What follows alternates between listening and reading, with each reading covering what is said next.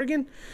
And our final guest on this Sunday is former Philadelphia Phillies pitcher and former Portland Maverick and author Larry Colton. Larry, good morning.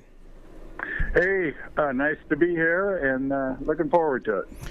So I was sick on Tuesday and I ended up watching the Battered Bastards of baseball again. I can't tell you how many times I've seen it.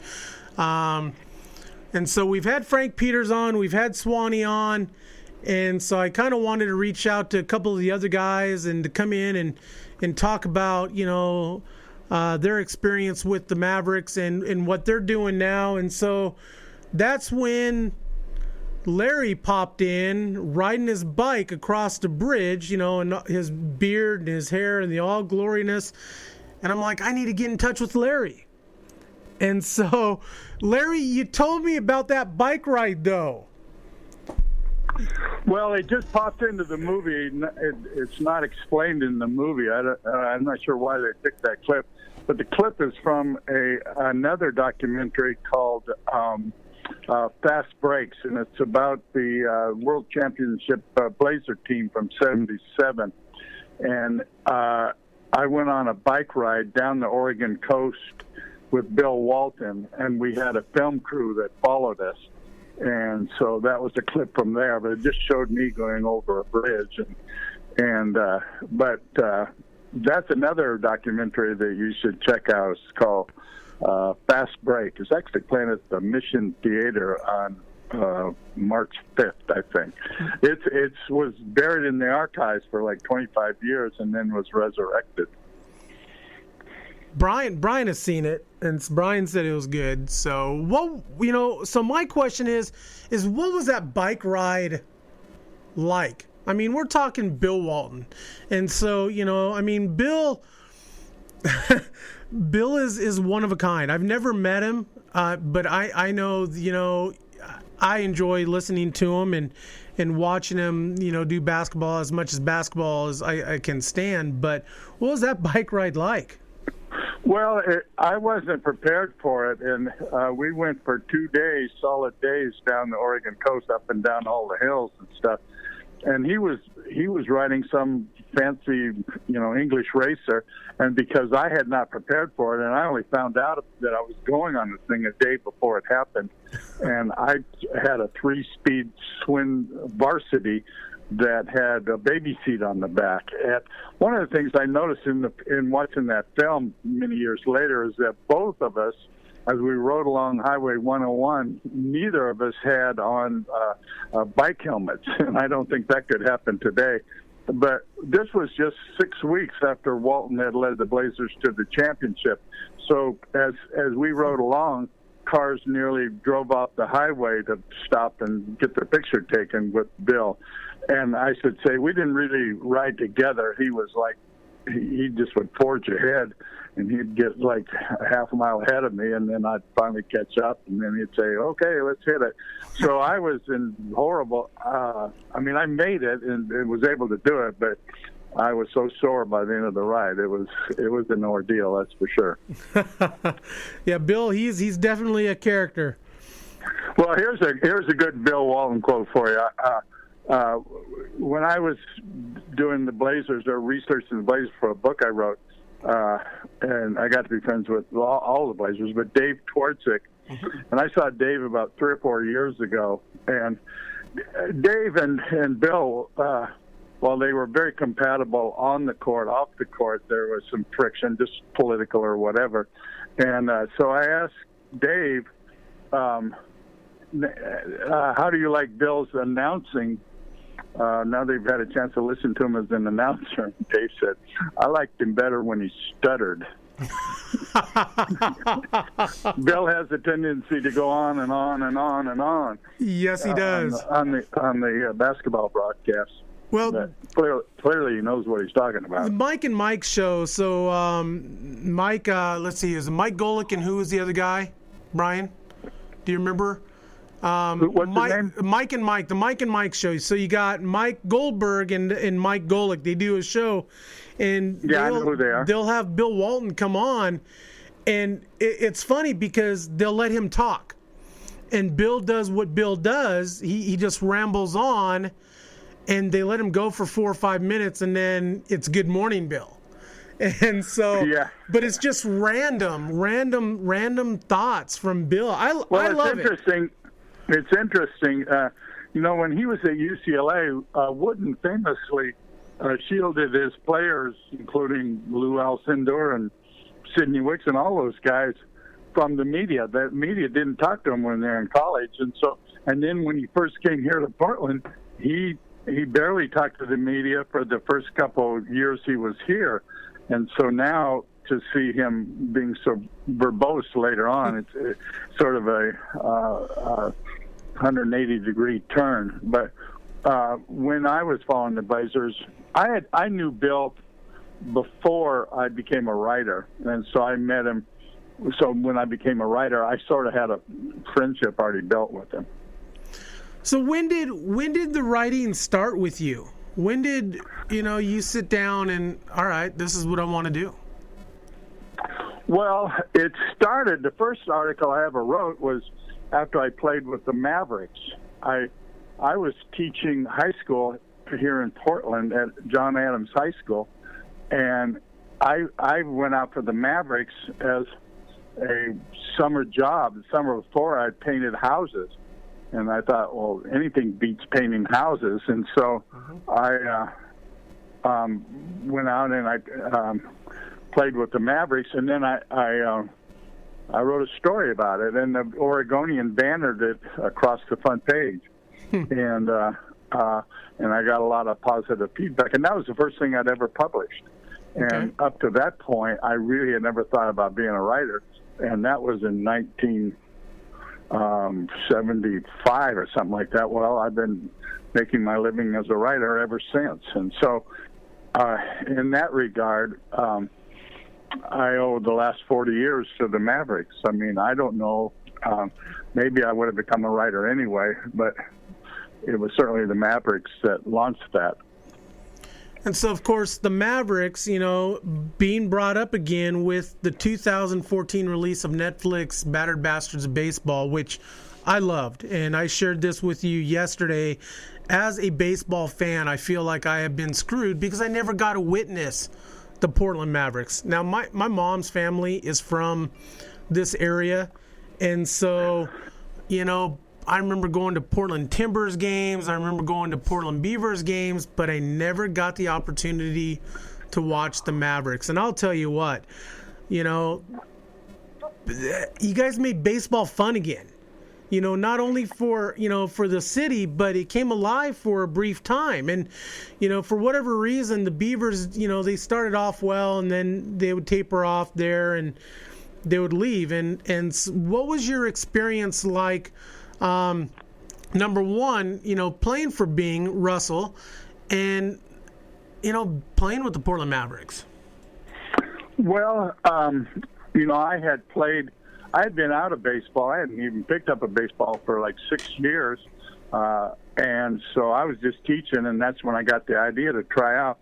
I went to it. They had a tryout at a Civic Stadium. Now, been through so many mutations. I think it's Providence Park now. Right. But I had a tryout, and I pitched 3 innings in this tryout, and I struck out 8 guys. And it was like I snuck up on my arm, and as I walked off the mound last time, Bing came down out of the stands. He didn't know who I was, and I was trying out under an assumed name. And the only one in on it was Frank Peters, the manager. And so Bing came down. And in those days, at that point, I looked more like Charlie Manson than I did like Bob Filler. I had long hair and a beard. And the first words that Bing Russell ever said to me, he said, "Wow, you can really pitch, but I bet you're a drug addict." And so I made, because the Northwest League, the rookie league, they have a rule that only one player who's ever played above A ball, the lowest level, can be on any roster. So they already had a guy named Dick Rustick who had played briefly in the major leagues. And so I couldn't be on the team because they already had him under contract. Contract then meant like paying him $400 a month. That was just, everybody got paid. And but he got hurt, and then they brought me on, and then I played, and I pitched the first game I pitched. I think I gave up a record number of doubles or triples or something, and I pitched the whole game, 9 innings, but my arm by the end of the game was completely dead, and I tried pitching another game, and I did terrible in the other game. But I was sitting on the bench, and Frank Peters, the manager, came up there. I played against him in college and in the pros in the Pacific Coast League when he played for the Beavers. Right. And he said, "You used to be a good hitter. Why don't you go up there and pinch hit?" We were behind 10-0. And so he sent me, but I hadn't taken batting practice. I hadn't picked a swing of bat in 7 or 8 years. And I go up there as a pinch hitter, and I hit the first pitch. I hit it off the top of the center field wall for a double. So now I'm batting 1,000. And I'm on second base, and we're behind 10-0, and the pitcher whirls around, and he picks me off. And to get picked off when you're behind 10-0, that's about as low as you can go. And I come back to the bench, and Frank had an coach named Ralph Coleman, who was his coach at Oregon State, and he just came down and started yelling at me, "What are you thinking about doing, you stupid idiot?" He's just right in my face, screaming at me, and I want to go like, "Sir, I'm a public school teacher, back off." But I didn't, but no, it's the stupidest thing ever. So then Frank made me the designated hitter, and I was hitting over 300. I was batting cleanup, had a home run, a bunch of RBIs, and then they got the call from Jim Bouton, the ex-Yankee World Series hero, that he wanted to make a comeback, and so they had a choice whether to keep me, their designated hitter, or get Jim Bouton to come and play. And, of course, wisely, they picked Bouton, and he did well for him, and he eventually made it back to the big leagues. I had no illusion that I was going to make it back to the big leagues. That was far from mine. I was a high school teacher. Right. But I also had no illusions that I was going to launch my literary career, and so now I'm 6 books later, and I owe it all to the Mavericks. That's crazy. We talked a little bit yesterday. There were so many different things that came out of the Portland Mavericks, and number one, your writing career. Number two, of course, Rob Nelson and Bouton coming up with Big League Chew. A lot of people, Todd Fields, who was the bat boy, who is now an Academy Award-winning director and producer. And what else there were so many different. Kurt Russell played there. Kurt Russell. Yeah. He probably would have made it in the movies anyway, but he got to play on a team. He was not a bad ball player, but his dad owned the team, so that was right. a big help. And Bing Russell became legendary, and then out of that, the whole battered bastards of baseball. It's interesting that the 2 young men who made that movie, who are really nice young guys, they graduated from SC and UCLA Film School, and they were, and still are, Kurt Russell's nephews. Yes. And so their grandfather was Bing Russell. And so that's how they just came across some old clippings in the basement to get the idea for the movement. They are now working on a movie, a 6-part series for Netflix about the Bhagwan Sri Rajneesh and that commune that hit Oregon here. Oh, can't wait for that one. Yeah. So they and as a journalist, I'd gone over there many times and knew their story pretty well, and so they came and interviewed me. So I'm the only guy who was in the Battered Bastards of Baseball and the Bhagwans movie. So, interesting. Actually, I think Jack Faust is too. Jack Faust, who was the lawyer who represented Bing when he sued the Pacific Coast League and won a big suit for Bing. And although Bing and I, didn't get along politically, I mean, I wasn't there long enough to really argue with him. I mean, he was a very right-wing John Bircher. Right. And I'd coming out of Berkeley, I was a little bit on the other side. And so, but it's you can't argue the fact that he did an amazing job here in having the vision to get that team launched. And whereas everybody else had given up on Portland, he saw it as a great opportunity, and he did an amazing thing. And he set the standard, for the sort of zany ways that the Mavericks operated, including hiring Frank Peters. Because Frank Peters, neither Frank nor me or some of those other guys, Swanee, would have ever gotten to play any more pro ball if it wasn't for the Mavericks. No, right. There's no other team in America that would have let me play looking the way I did. Right. Another great thing that came out of the Portland Mavericks is those uniforms, the Streetwalker red uniforms. I love the Streetwalker red. I like that. I love the look. Mm-hmm. Brian, what do you think? Do you like those uniforms? They're great. I mean, they stand out, and the name, it says it all. And like I said, we've had Frank on a couple different times, and man. Like I said, I was screwed as a baseball fan that I never got to witness this. And, from Joe Garza, with the brooms, lighting them on fire, to all the antics, to where the players would go up into the stands and sit and watch the game and drink beer with the fans. I mean, it was different. I mean, it's the best way that I think I described it was it's kind of got a Latin America flair to it because, you watch baseball here in the United States and, you don't have those things go on that, what went on there with the Mavericks.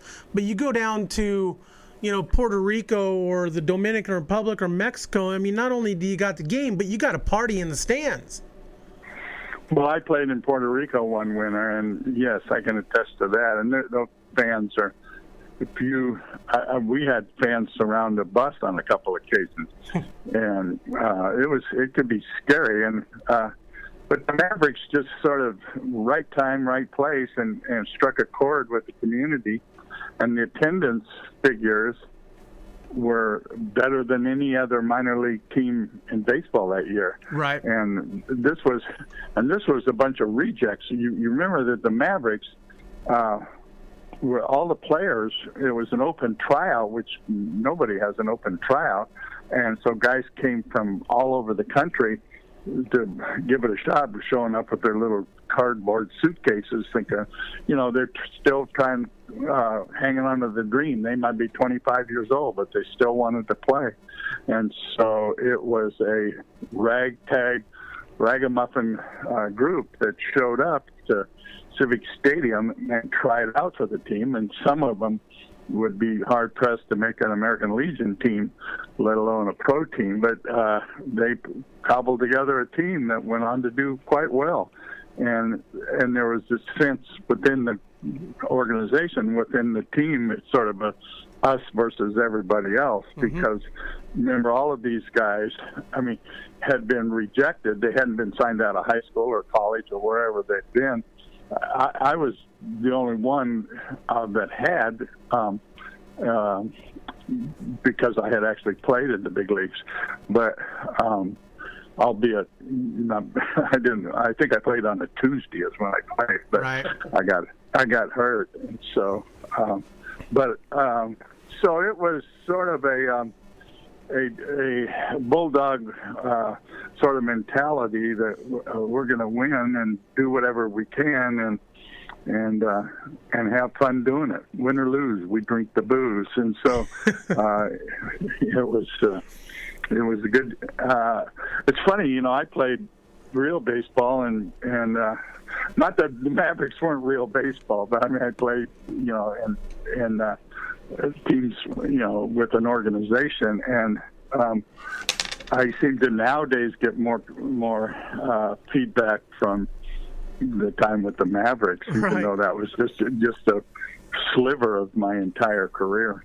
Although I did retire from the Mavericks hitting .320. Oh wow! So that's Hall of Fame numbers right there. That's it. I can take that to. Well, I'm not going to go into a grave, but wherever I go, I'm going down as a .320 hitter. There you go. Yeah. You know, one of the cool things about the Portland Mavericks that I really enjoyed is like you said, it was a bunch of just a group of ragtag guys who were, shunned by organizational baseball, and got together and played. And next thing you know, you're sticking it to the man because you're beating these teams with organizational ties. Though the Mavericks did not win a championship, which, in today's day, I don't think that would have happened. They wouldn't have been able to send players down like what they did. But you guys won. You guys were beating teams on a regular basis. And they went to the league playoffs one year for sure that I know of. Yeah, played the Bellingham Mariners. We were contenders all the time. And so when I say we were contenders, I mean, the team existed. How many years was it here? 5, 6 years? Something like that, yeah. Yeah, I can't remember. And I was only part of it for 2 weeks because I was there 2 weeks when they got the call from Boughton. So 2 weeks, maybe I hit 320 because I was only up like 35 times. But and here's the story of my last game. I was a designated hitter, and Frank had told me that that Boughton was coming and I was going to go. And he said, but if you drive in the winning run today, we're playing in Boise. If you drive in the winning run today, I'll pay you $100, which was, I was like half my salary. And so I went in that final game. I went 3 for 5, and I drove in 3 runs, and we won the game. We won the game 7-5. But Frank never paid me the money, so he still owes me. He stiffed me. He owes me $100, and so. He doesn't own his bars anymore, and besides that, I don't drink. So that we'll make sure we get that message to Frank. Well, Frank calls me every once in a while now to give me his latest political wisdom. I think because he ran for governor, such as it was, he claims he knows the secret to Trump's success or failure or whatever it is. So, while Frank is certainly a great character, I don't think I'm going to go to him for my political insight. So let's talk a little bit about your time at Cal, and talk a little bit about that experience because you played there. I mean, Cal was like in the Berkeley was kind of the center. I don't know, at that time, was it kind of the center of the United States? I mean, it was crazy. I went to Berkeley. Yeah, I went to Berkeley in the early '60s. Okay. I graduated in '64, so the last semester at Cal was the free. And my last semester was the free speech movement, was sort of the grandfather of all campus protests, and then Vietnam was heating up, and so it became the left-wing capital of America after that. And it was sort of left-leaning when I was there, but not really.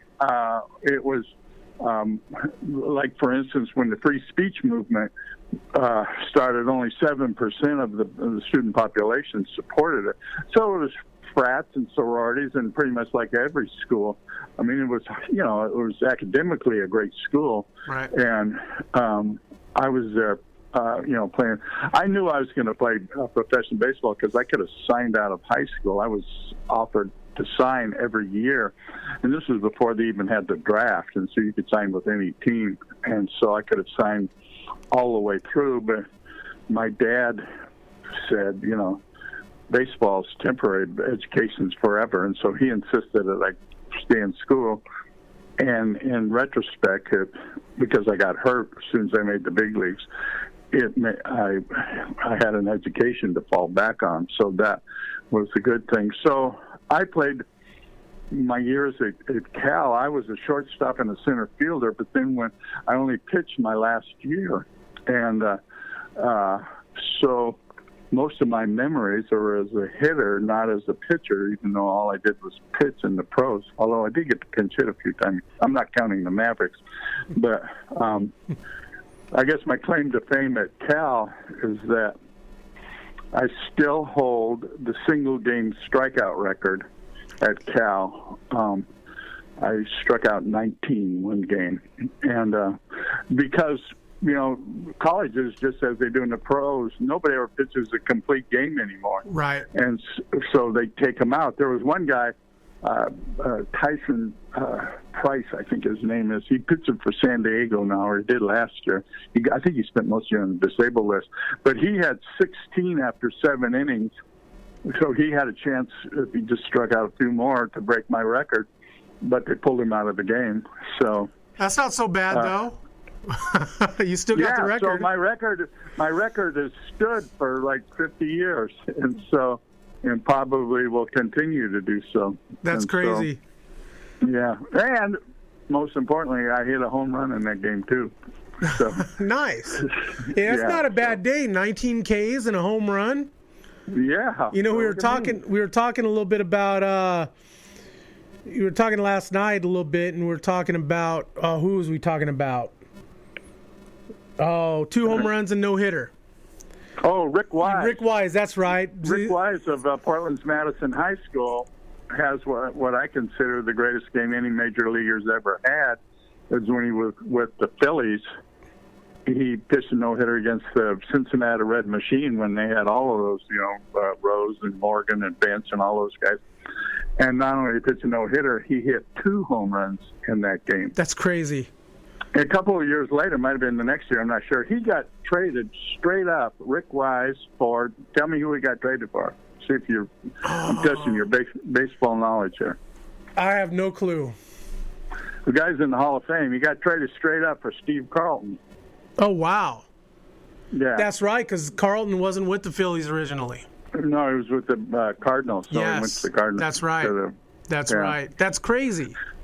Okay, here's another trivia. Who was the winning pitcher in the game, famous playoff game between the Yankees?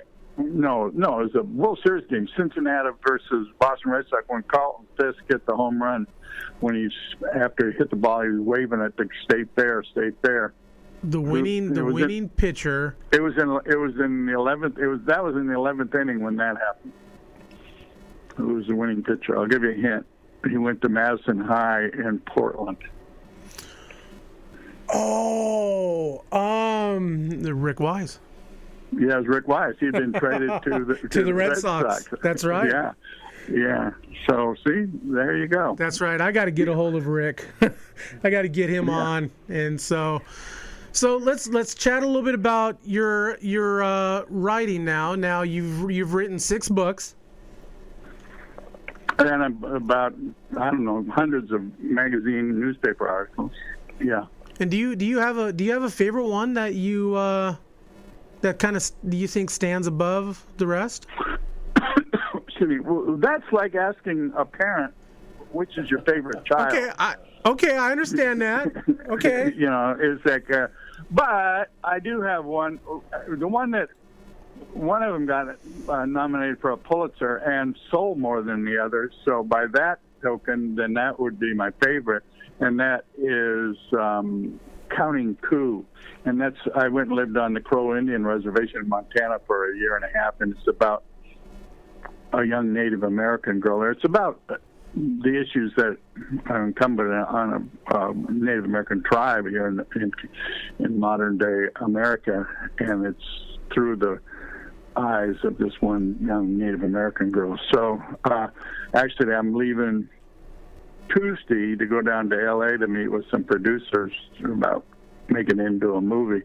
It's not the first time I've been lured with the promise of Hollywood gold, but maybe this time will be different. A year and a half, huh? Yeah, I lived there a year and a half on the res. Yes, wow. Yeah, it was a great experience. I bet. Real eye-opener.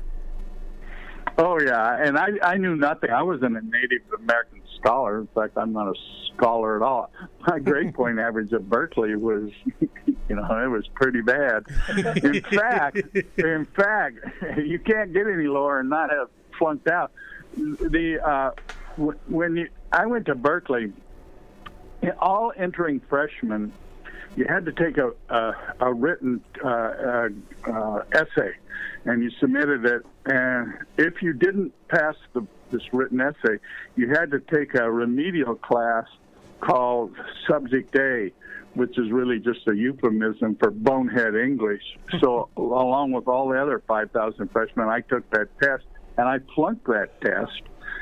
And so I had to take bonehead English for a semester. And not only did I have to take it for a semester, I flunked it, and I had to take bonehead English too. And so when I got the phone call that Counting Coup had been nominated for a Pulitzer, I wanted to call up the son of a bitch who flunked me and ask him how his writing career was coming along. But he might have said, see, I made you a good writer. But that's not true, because anybody that's a writer can tell you that you learn to write by writing. Right. That's how I learned how to write. It's like you don't lose weight by reading a diet book, and so you got to experience it. And so I never even took a writing class when I was at Cal. So, Wow. I've written books, and plus I started a couple nonprofit programs here in Portland. One to teach teachers how to teach writing. Right. A professional development program that was called Community of Writers, and then I founded a book festival called Wordstock, and it's still going.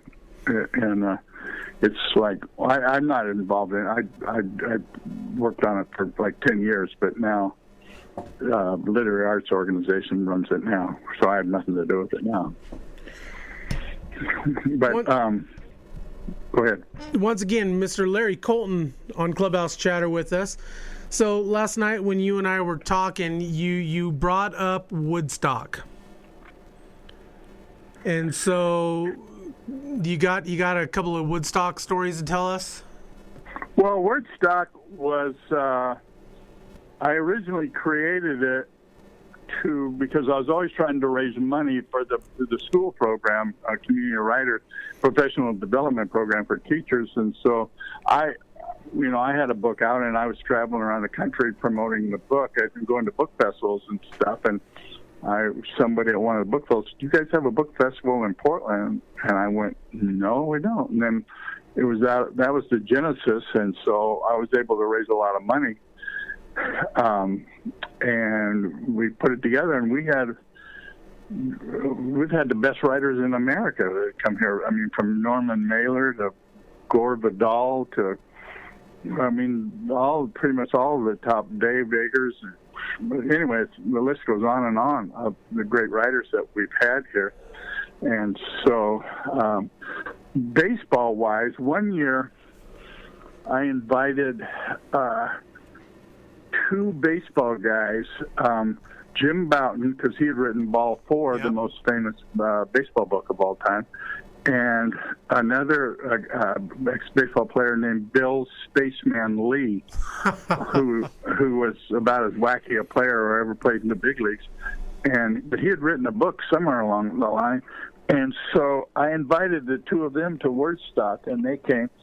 And Bouton, who had replaced me with the Mavericks, and he was the first person I ever interviewed. And I remember about 20 minutes in the interview, he said, "Are you going to take notes for this?" I was so nervous. I didn't know what I was doing. But anyway, we reconnected at Wordstock, and Bill Spaceman Lee was still a spaceman. He told me a story that when he first came up, I think he came up with either Montreal or the Red Sox or somebody, but he would be so high, just naturally high, that they would give him like Valium before he pitched because he was going to come out of his uniform. He was so nuts out there.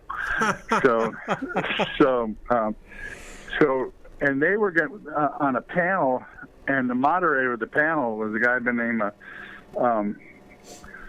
last name is Hall, Don Hall, who was the poet laureate of America at the time, and he was a great baseball fan, so he wanted to be involved with these guys. So, and then I had one year during Woodstock, I had a book that had come out, and so I had, for my discussion or panel, I had introduced me and interviewed me. I had Jack Ramsey, who was the coach of the Blazers, when and that's how I started my writing career, was writing about the Blazers. So I flew Jack out here. He was living in Naples, Florida at the time. And so he came to Woodstock to interview me. And I was honored that he would do that, because he was a special human being, that's for sure. Right. Once again, Mr. Larry Colton. Larry, hey, we need to do this again sometime. No, this is it. One shot only. One shot only, huh? Yeah, I played in one major league game. I'm going to be on your show one game. All right, that's fair enough. Because I think I'll screw it up if I do 2 times. But no, sure. Give me a call. What we need to do is blab on forever. Oh, and we love that. We love to hear the stories, and not only about baseball, but about life and other things as well.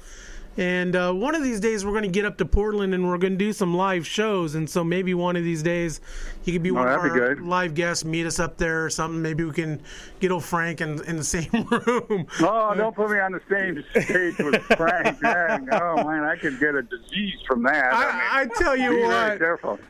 Frank, I've done, I don't know, maybe 150. I'm closing in, I think, 200 shows, I think.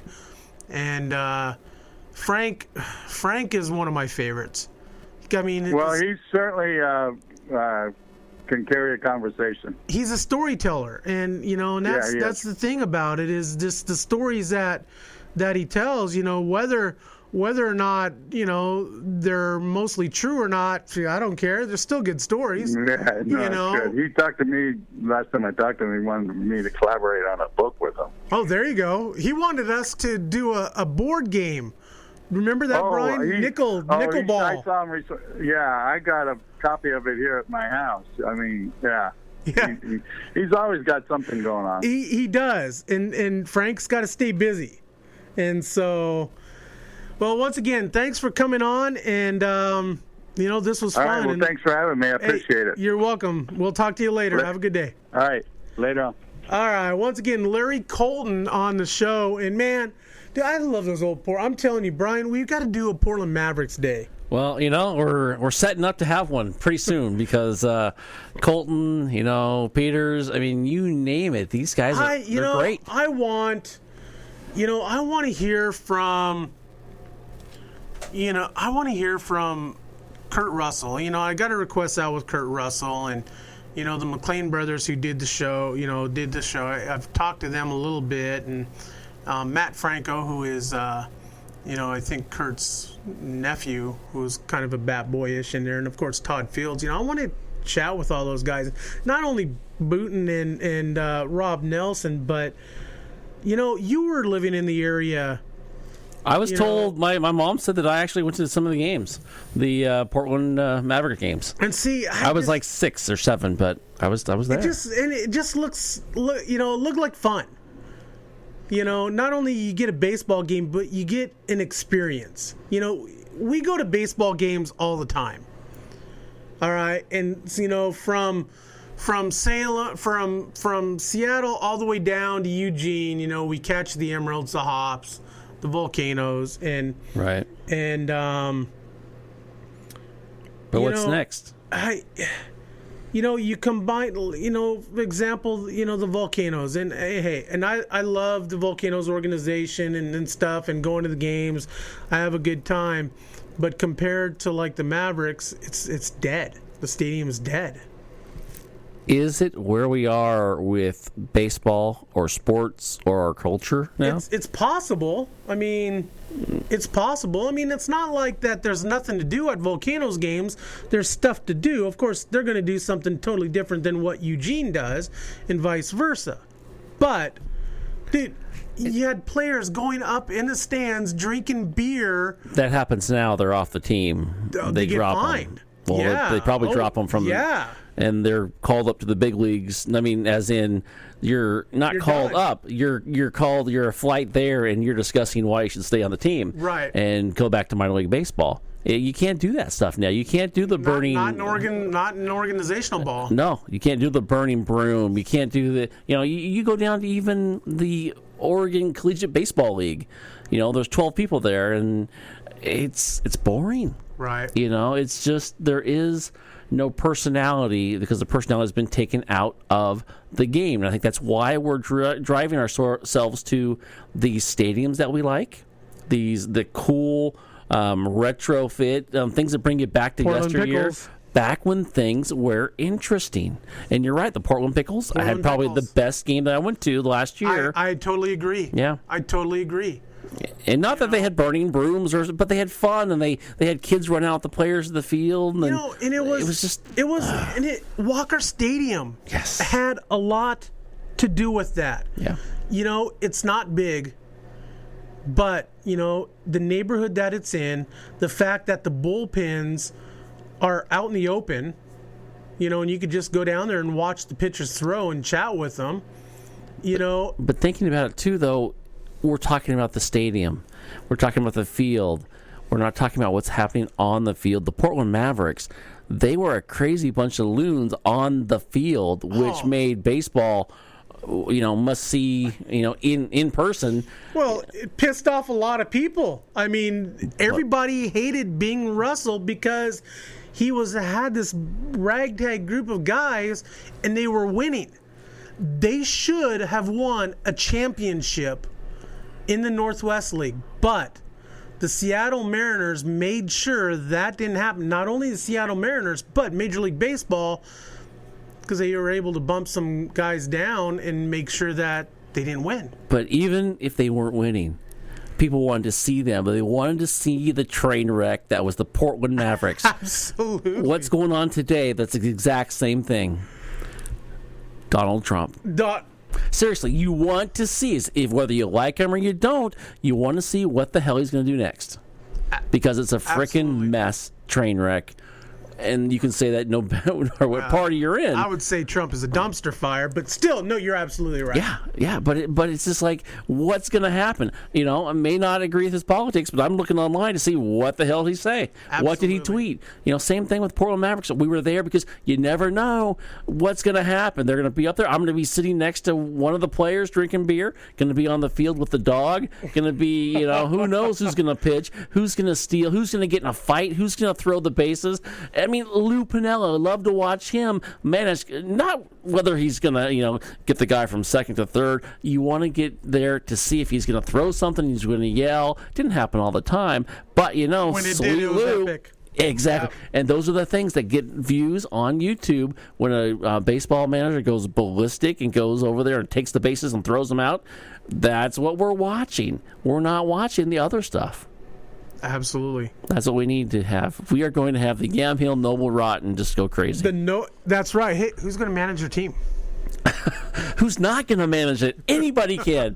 Everybody can. I'm calling Frank Peters in. Frank Peters would be awesome. Seriously, Frank, and I'm going to give him $50 for every broom he lights on fire, every cigarette he smokes, he gets $1 on the field.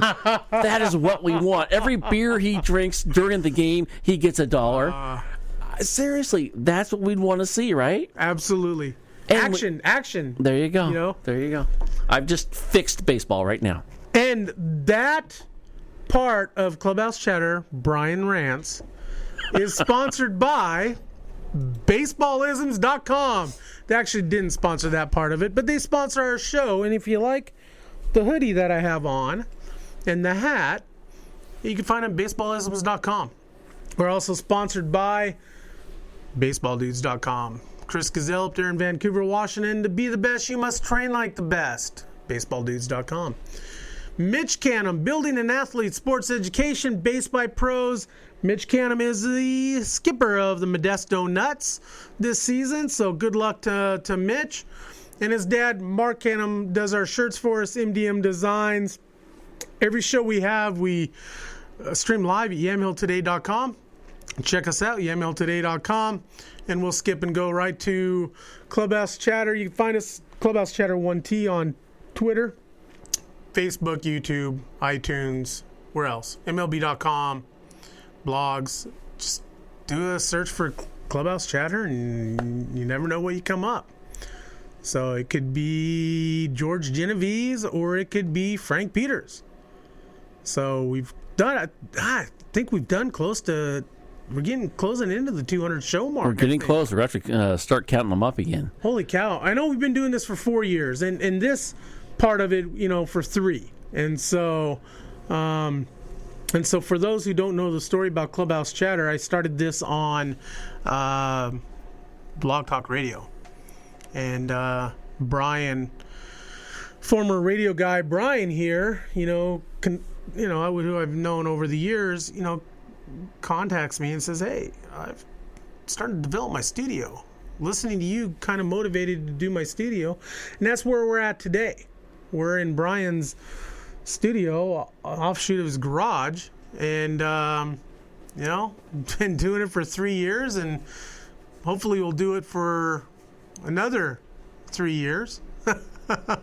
We'll see how it goes. we just take it day by day, and this summer actually they're going to be remodeling their house, so we're going to be out of the studio and we're going to be into the public.